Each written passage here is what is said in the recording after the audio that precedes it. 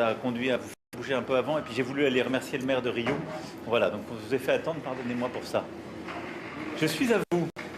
Monsieur le Président, on est aujourd'hui au millième jour de la guerre en Ukraine. Vous l'avez dit vous-même ce matin, le Kremlin a révisé sa doctrine nucléaire. Est-ce que c'est une menace supérieure? Est-ce qu'il y a un vrai risque d'escalade? Est-ce qu'il faut la prendre au sérieux? Tout prendre au sérieux. Je veux d'abord dire évidemment, en ce millième jour du conflit, et depuis donc 1000 jours que la Russie a lancé cette guerre d'agression contre l'Ukraine, notre soutien au peuple ukrainien, à la nation ukrainienne et à ses armées et ses autorités. Comme vous le savez, depuis 1000 jours, nous aidons le peuple ukrainien à résister à cette guerre d'agression et nous défendons le respect du droit international. Ces derniers jours et ces dernières heures ont marqué une évolution du conflit de manière inquiétante, avec une posture escalatoire et donc particulièrement belliqueuse de la part de la Russie.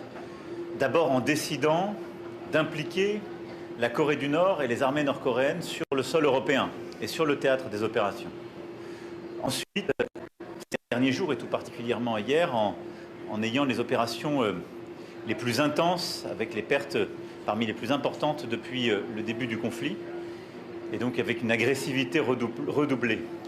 Et puis enfin, en décidant ce matin même, au millième jour symboliquement, d'officialiser ce qui était suggéré depuis plusieurs semaines, c'est-à-dire un changement de la doctrine nucléaire, et en ayant une approche qui est très hétérodoxe et particulièrement agressive à l'égard de la communauté internationale.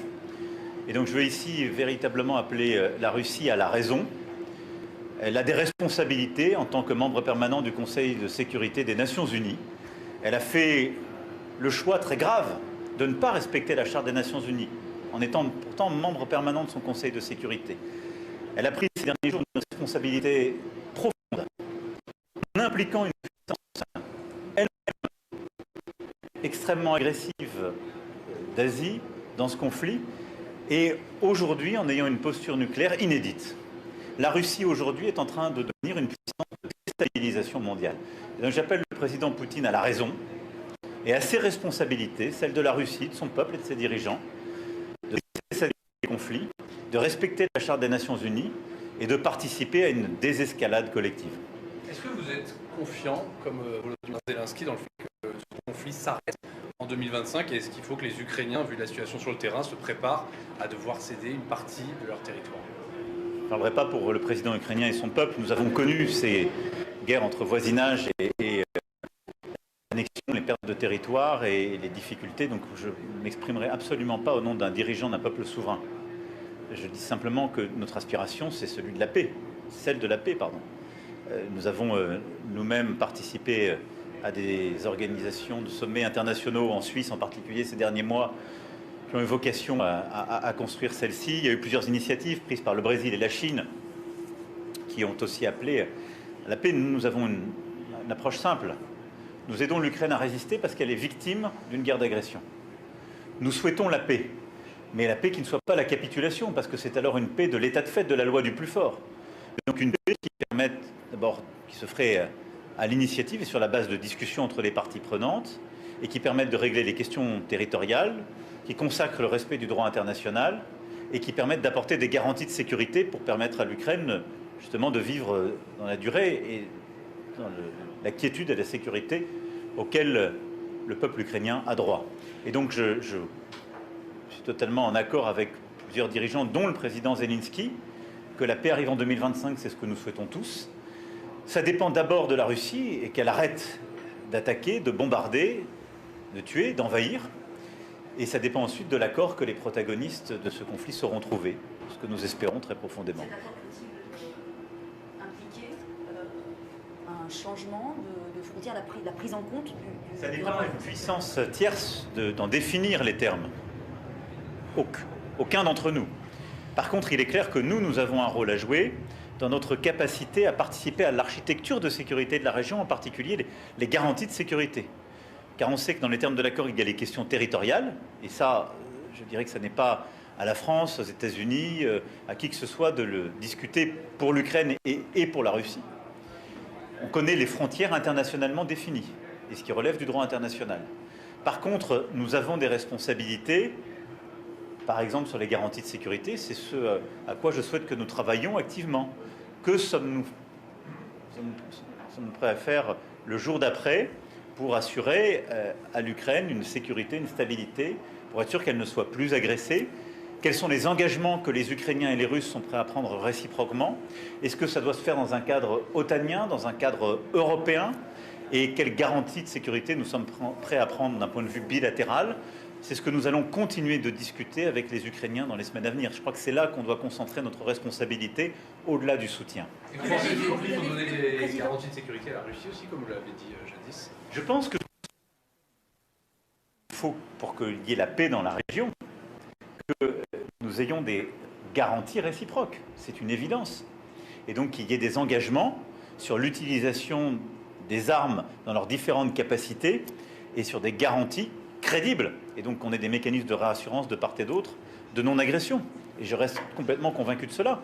Il faut vous représenter que l'Europe a longtemps vécu, y compris depuis, au fond, la fin de la guerre froide, avec des traités qui avaient été faits, largement négociés entre les États-Unis d'Amérique et l'Union soviétique, et qui, au fond, déterminaient les capacités de part et d'autre, qu'elles soient d'ailleurs nucléaires ou des capacités de missiles intermédiaires.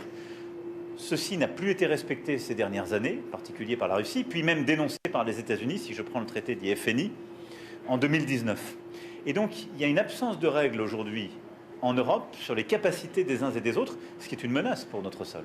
Et donc, indépendamment du conflit en Ukraine, nous avons à rebâtir des règles claires, des mécanismes de vérification de part et d'autre qui nous permettront de vivre en paix dans la durée. Sinon, ce sera l'escalade constante et on voit bien que ça n'est pas soutenable. Mais une chose après l'autre, nous n'en sommes pas là. Aujourd'hui, nous sommes dans une situation de guerre en Ukraine par la responsabilité de la Russie. Il faut donc d'abord qu'elle cesse, qu'il y ait des négociations qui permettent d'obtenir une paix durable, c'est-à-dire respectueuse du droit international. Quel appel vous avez monté avec Xi Jinping? Vous avez lancé un appel à la Chine. Quel rôle peut avoir la Chine dans ce conflit?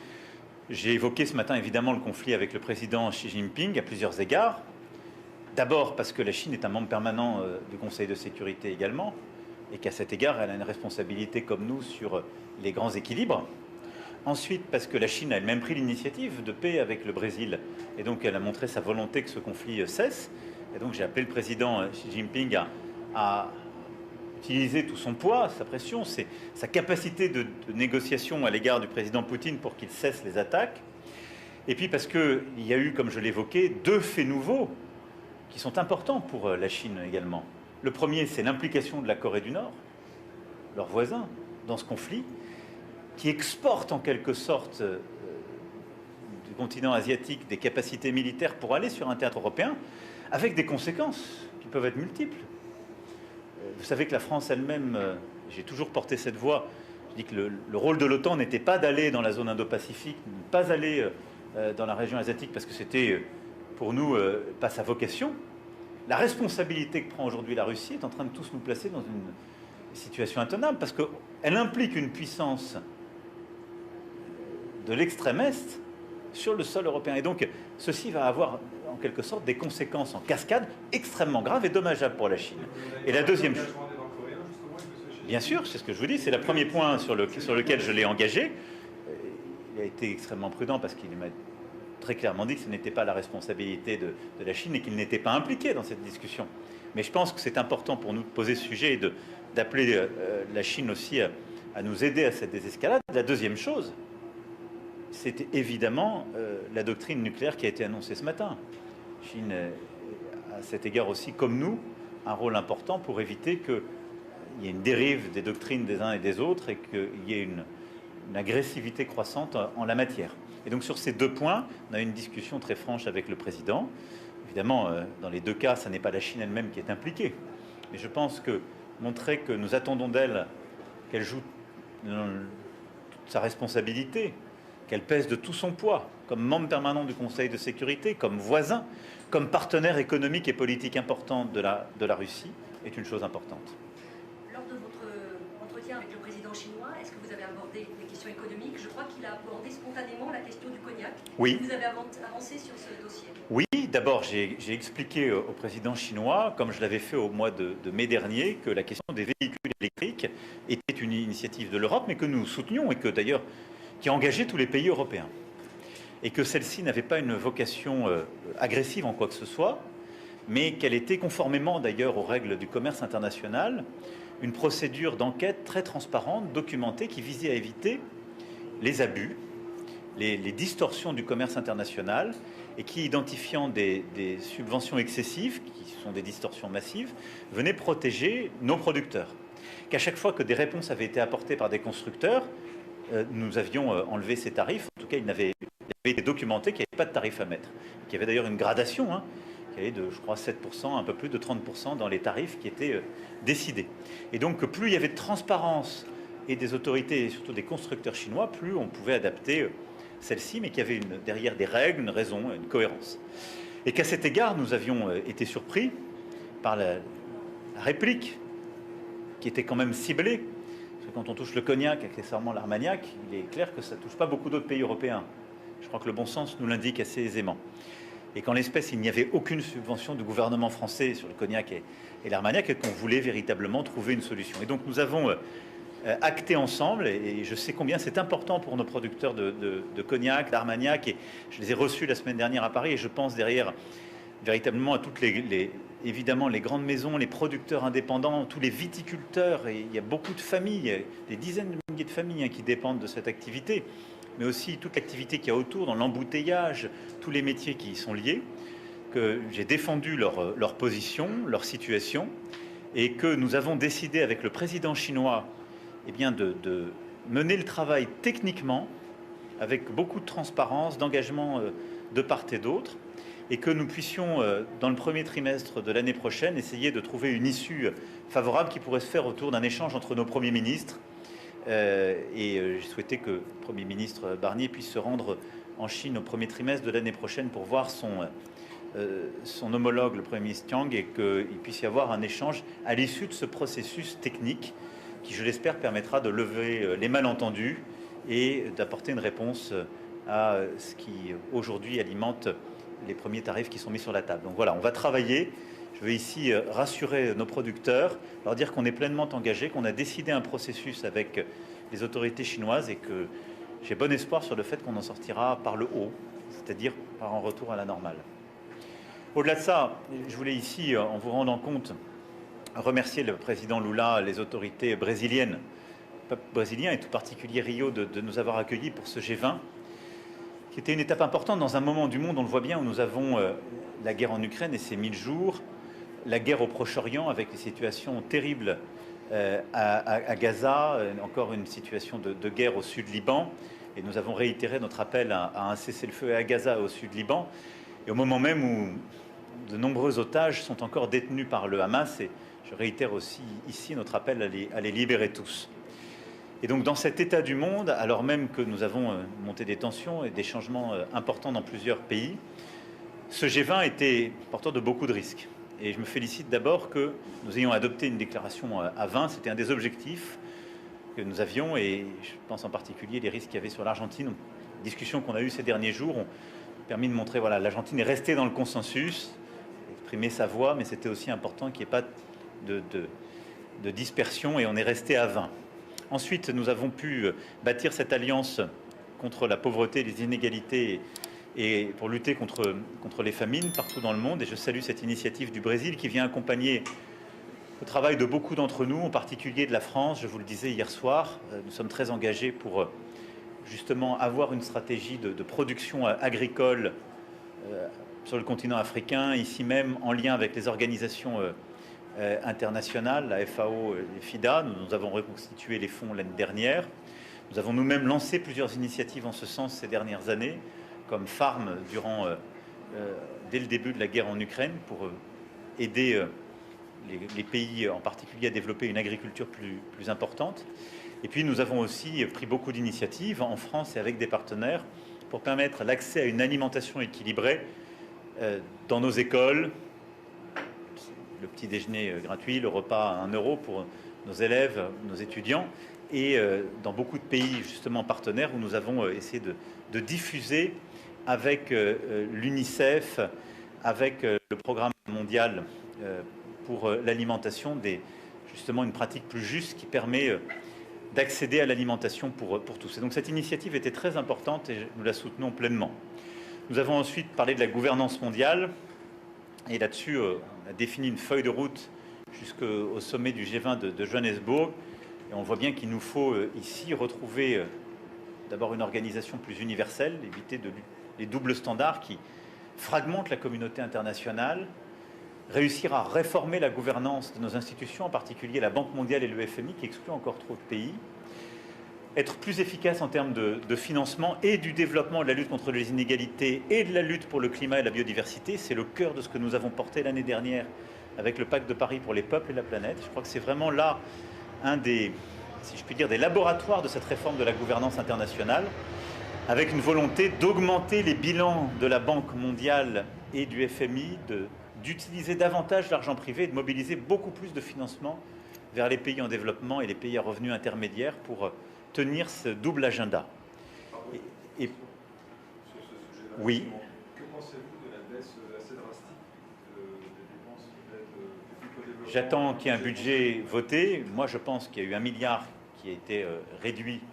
C'est déjà sur nos engagements une coupe. Je pense qu'il ne faut pas aller au-delà et qu'on sait faire des économies sur une politique où on n'est pas suffisamment efficace, mais que la France ne peut pas avoir un rôle en Europe, à l'international, et y compris des politiques qui sont efficaces sur beaucoup de sujets. Si on veut lutter contre l'immigration, il faut permettre aux pays de se développer et de donner des opportunités aux gens chez eux. Si on veut lutter contre le désordre du monde, il faut avoir une politique ambitieuse en matière d'éducation. Si on veut lutter contre les dérèglements du monde comme on le fait chez nous, il faut aider à convertir les centrales à charbon en centrales à gaz ou en renouvelables. Tout ça suppose un investissement de la France. Quand j'ai été élu en 2017, il y avait eu une baisse depuis une dizaine d'années de notre aide publique au développement, de cet investissement de solidaire. On l'a progressivement restauré. Je rappelle que le peuple souverain, représenté par l'Assemblée et le Sénat, ont voté une trajectoire. Je pense qu'il ne faut pas trop s'écarter de celle-ci. Et donc, il ne faut pas aller au-delà en termes de coupe, parce que ça réduirait la capacité de la France à peser, et ça enlèverait de la cohérence à notre action à l'intérieur et à l'extérieur. Donc, je tiens beaucoup à ces engagements. Et je pense qu'il ne faut pas aller au-delà de ce qui a été dans la copie initiale du gouvernement. Mais vous le voyez, il y a une réforme de la gouvernance internationale qui est extrêmement importante, sur laquelle on a beaucoup travaillé, où je crois la France a une crédibilité, c'est reconnu par tous. Et donc nous allons continuer de peser pour tenir cet engagement qui réconcilie le Nord et le Sud, et qui est à la fois de donner des opportunités économiques, de s'engager sur les grandes politiques d'investissement solidaire, école, santé, agriculture, et d'œuvrer à la lutte contre le dérèglement climatique et pour la biodiversité. Et donc là-dessus, il y a un énorme chantier. Et puis enfin, ce matin, on a justement parlé de réchauffement climatique et de biodiversité, avec un agenda qu'on a pu scander. Et la France, comme vous le savez, organisera le sommet des Nations Unies pour les océans le 8 juin prochain. J'ai invité beaucoup de pays qui étaient là. Le président Lula a confirmé sa venue. Et donc nous ferons à cette occasion une visite d'État avec le Brésil. Et il fera partie des grands pays qui seront présents à ce sommet des océans. On attend beaucoup de résultats très importants là aussi pour la planète. Et tout particulièrement, nos objectifs, c'est de pouvoir annoncer l'entrée en vigueur du traité dit BBNJ, qui régule justement nos règles internationales en haute mer. Et c'est très important, ça fait des dizaines d'années qu'on négociait ce traité. Il a été signé il y a quelques mois, on s'est beaucoup impliqué dans celui-ci. Et maintenant, on se bat pour que 60 pays le ratifient, pour qu'il puisse rentrer en vigueur. C'est un des objectifs de Nice. Puis enfin, j'ai pu aussi mobiliser autour du sommet que nous organisons en février pour l'intelligence artificielle, le sommet pour l'action intelligence artificielle en février. On aura beaucoup de pays invités là aussi, des entrepreneurs, des grandes entreprises et des start-up, des académiques. Et à cette occasion, j'ai invité plusieurs dirigeants, mais le Premier ministre Modi m'a confirmé aussi sa venue. Et on pourra à la fois avoir le Premier ministre Modi et une visite de l'Inde. Allez-vous inviter Donald Trump et Elon Musk à ce sommet? Bien sûr, nous inviterons, j'ai invité la Chine, les États-Unis et les grands pays qui sont impliqués. Ils seront invités. Et Elon Musk, comme les grands entrepreneurs qui sont impliqués, seront invités, tout à fait. J'aurai l'occasion d'ailleurs de recevoir le 6 décembre prochain un groupe d'entrepreneurs américains et d'académiques qui sont impliqués sur ce sujet, dit Bourbaki, qui construit ce dialogue, nous aide, et qui d'ailleurs ont un dialogue aussi avec leurs homologues chinois. Une question au carrefour des institutions françaises. Le Rassemblement national menace de plus en plus de censurer le gouvernement Barnier, sans rentrer dans le détail du fond politique. drastique, est-ce que vous craignez qu'on retrouve l'instabilité qu'on a connue il y a quelques mois et que le budget de la télévision internationale de la France se soit affecté? Vous savez, d'abord, la France est un pays solide, qui a montré durant tous ces derniers mois, quelle que soit la situation politique, qui était au rendez-vous de toutes ses obligations et de ses engagements. Et j'ai beaucoup entendu de commentaires quand on me disait il y a un gouvernement en affaires courantes alors qu'on a les Jeux olympiques et paralympiques. Écoutez, la planète ne s'en est pas aperçue. Et je n'ai eu que des félicitations. Et je veux encore remercier les ministres, les équipes, l'ensemble des services de l'État, les élus, les bénévoles, le COJO, etc., qui ont organisé ces Jeux extraordinaires. Et donc la France était au rendez-vous. Elle sera au rendez-vous aussi de ce qui est attendu d'elle le 8 décembre prochain, avec le 7 et 8 décembre prochain, avec la réouverture de Notre-Dame, qui sera un très grand moment pour le rayonnement du pays. Et nous sommes au rendez-vous de nos engagements internationaux, c'est pour ça que j'y tiens, je vous l'ai dit, et de notre place. Et donc dans ce contexte, évidemment, je souhaite la stabilité. Le gouvernement est engagé, c'est normal qu'il y ait des débats parlementaires. Je crois que le gouvernement, avec méthode, va continuer avec les forces du socle commun qui constitue aujourd'hui cette majorité relative, et avec les oppositions d'avancer. Moi, je souhaite de la stabilité. Notre pays a besoin de continuer à avancer. On a besoin de continuer à mener des réformes. On a besoin de continuer à être ambitieux sur le plan économique, écologique, de notre sécurité, sur le plan évidemment de notre éducation également et de notre santé. Et donc qu'il s'agisse de notre ambition économique et écologique, qu'il s'agisse de nos grands services publics, qu'il s'agisse de l'ordre démocratique, du rayonnement international, on a tant à faire dans un siècle en désordre. Et nous avons beaucoup de force pour cela. Et je veux ici vraiment dire à nos compatriotes qui peuvent être fiers du pays, de notre solidité. Il y a des difficultés, et je ne les mésestime pas. Le gouvernement est mobilisé pour celles-ci. Mais il y a aussi une réalité du pays, des ambitions qu'il faut continuer d'avoir. Donc je suis confiant sur notre capacité à avoir de la stabilité pour ce faire. Merci beaucoup à tous. On est bon ? Merci. Merci beaucoup en tout cas. Et on continue. J'avais parlé hier du Mercosur, donc je n'y suis pas revenu. Et on pourra y revenir demain si vous le souhaitez, mais on continue d'avancer. Vous en avez déjà parlé directement avec Mme Meloni? Oui, bien sûr. Avant de vous voir hier soir. Prête à bloquer, aller jusque-là? Mais nous sommes plusieurs pays importants de l'Europe qui ne sommes aujourd'hui pas prêts à signer cet accord en l'état. Et donc c'est intégré. Et en même temps, je vous le dis, j'ai vu un des pays importants du Mercosur, l'Argentine, qui n'est pas non plus prêt à le signer en l'état. Donc je pense qu'il faut ici bien dire à nos agriculteurs, un, nous sommes là et nous vous protégeons, nous défendons notre alimentation, notre modèle, notre agriculture. Et deux, les choses ne sont pas prêtes. Et il y a plusieurs pays qui pensent comme nous, de part et d'autre de l'océan. Vous avez pu refaire un point avec Mme von der Leyen et M. Oui, mais on va continuer. J'en ai parlé évidemment et j'en parle constamment. Mais après, vous savez, moi je regarde aussi ce continent. On va continuer avec le Chili, et j'en reparlerai demain. Il faut voir les choses avec les yeux du 21e siècle, pas parler d'accords qui ont été faits il y a 20 ans. Bon. Et objectivement, l'avenir de notre relation, c'est pas de déverser des biens industriels produits en Europe ici pour les bloquer dans leur industrialisation et eux déverser des produits de l'agrobusiness alors qu'on a une agriculture qui fait sa transition et qui est un modèle. C'est au contraire d'avoir un pari gagnant-gagnant. Qu'est-ce que c'est ? Nous, on doit sécuriser l'accès à des terres rares, des minerais critiques dont on a besoin pour faire notre transition écologique et économique. On a besoin d'aider ce continent à produire. Et ils ont un modèle extraordinaire qui est devant eux. Ils produisent beaucoup de renouvelables. Et donc, on doit les aider à développer leur industrie décarbonée et à faire une diagonale de l'avenir entre l'Europe et l'Amérique latine. C'est-à-dire deux continents qui croient à l'avenir économique, qui veulent créer des emplois et qui croient dans la transition écologique. On n'est plus si nombreux. Et donc, alors même que les États-Unis ont fait le choix, en ouvrant ce dispositif au Canada et au Mexique, de fermer en quelque sorte l'innovation avec l'Inflation Reduction Act, nous, on peut construire des relations d'avenir et pas du tout sur le passé. Et donc, essayer ici, au contraire, de bâtir de partenariats industriels, de se dire on va vous aider à produire plus d'industrie, à créer plus de valeur chez vous. Vous allez nous aider à sécuriser des minerais, des matériaux pour nous développer justement qui nos batteries, qui ceci ou cela, et avoir un rapport gagnant-gagnant. C'est beaucoup plus pertinent. Et ils ont la même ligne que nous pour beaucoup d'entre eux, c'est-à-dire qu'ils veulent bâtir, réindustrialiser leur pays, et ils veulent le faire avec des opportunités, parce qu'ils ont beaucoup de renouvelables. Franchement, si on regarde les choses avec les yeux du 21e siècle, c'est plutôt comme ça qu'il faut bâtir ce partenariat. C'est comme ça qu'on l'a fait avec le Chili, au demeurant. Sur la méthode, est-ce que Mme von der Leyen vous a dit si elle était prête à aller à un vote à majorité qualifiée? Non, mais on n'en est pas là du tout, parce qu'il y a n'y a pas d'accord signé. Donc il ne faut pas faire de politique fiction en la matière, ce qui inquiéterait les gens. Il n'y a clairement pas d'accord. Voilà ce que je peux vous dire. Merci beaucoup.